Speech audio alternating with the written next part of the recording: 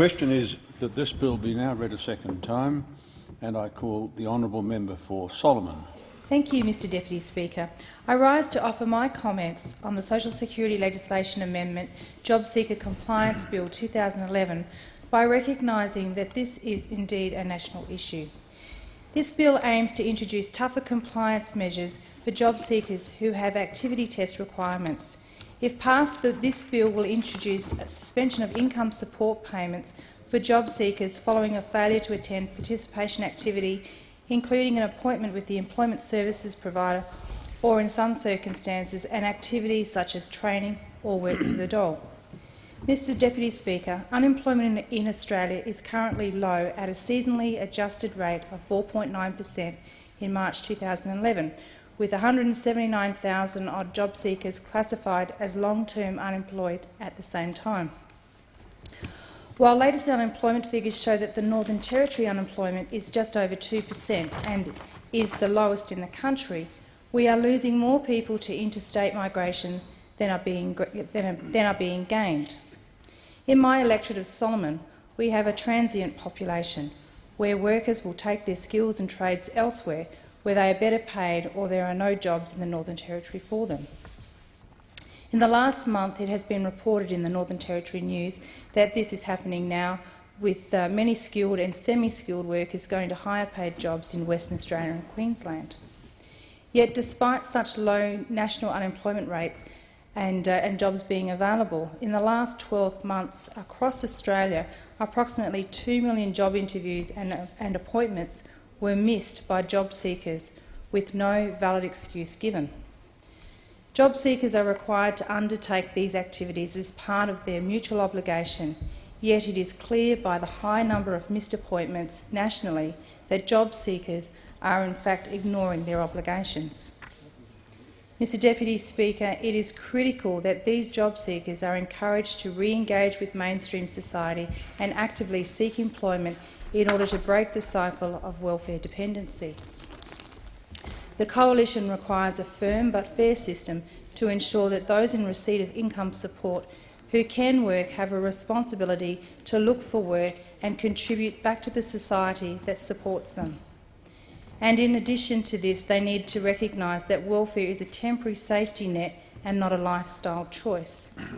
As the member for Robinson said, we are also supportive of having the system being a handout. Order.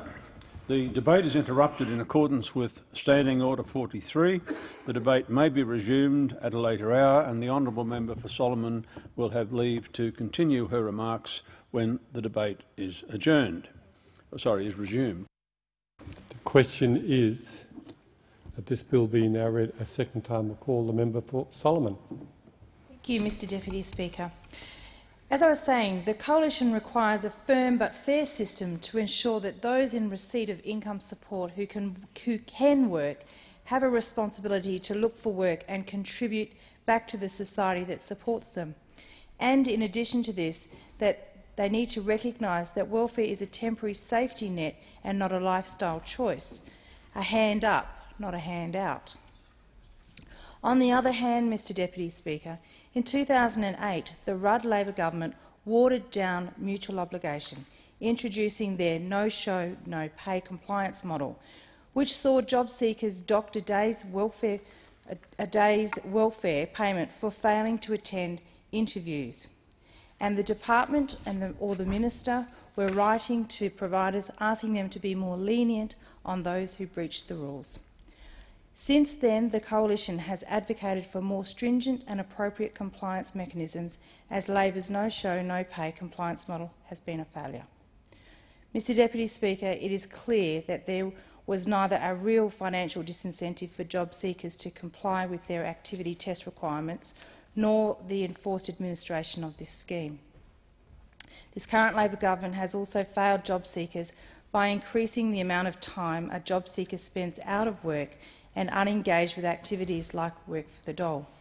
This further increases their separation from the workforce, as they are not engaging in job-like activities and are unable to get into a routine. Mr Deputy Speaker, let me remind the members of this House that, like border protection, the Howard government had a proven formula for work for the dole. New figures reveal the Coalition's Work for the Dole program is being killed off under this federal Labor government, with 3,000 participants slashed from the scheme in the last 8 months of 2010. Since 2007, when the Labor government started withering away work for the dole, they have increased long-term unemployment under their passive welfare model, where people are required to be unemployed for 12 months or more before this Labor government will fund a work experience activity. Mr Deputy Speaker, evidence also suggests that the longer someone is out of the workforce, it becomes less likely that they will work again. Now the Gillard Labor government are looking at slowly bringing back past Liberal government policies. The Coalition has strongly advocated that work for the dole should become mandatory for people under 50 and who have been receiving unemployment benefits for more than 6 months. Mr Deputy Speaker, this bill has a number of key points which should be noted. Firstly, it seeks to introduce tougher compliance measures for job seekers who have activity test requirements. Secondly, it will suspend income support payments for job seekers who fail to attend an appointment or activity like work for the dole without a reasonable excuse given in advance.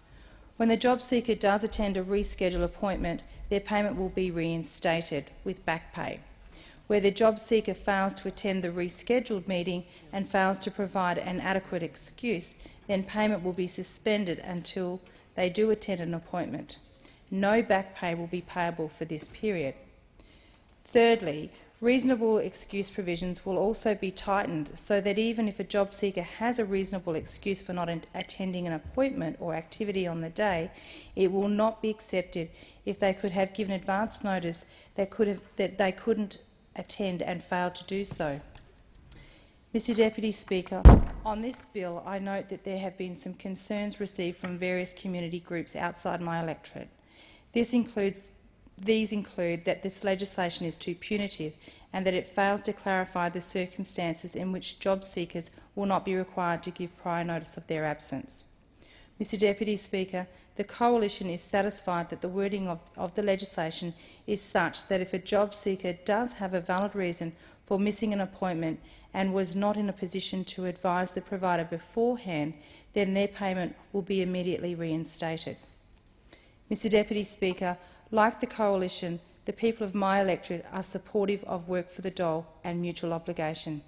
In Solomon, as there are in many other electorates around the nation, a range of community projects where unemployed people can contribute back to the society that supports them. In conclusion, Mr Deputy Speaker, I would like to reiterate the support of the Coalition for this bill. I hope that these reforms will do as intended and that all job seekers will benefit from moving from welfare to work. My only concern is to ensure that the administration of these reforms is carefully implemented so as not to bring additional burden to the already stretched Centrelink staff. Thank you, Mr Deputy Speaker.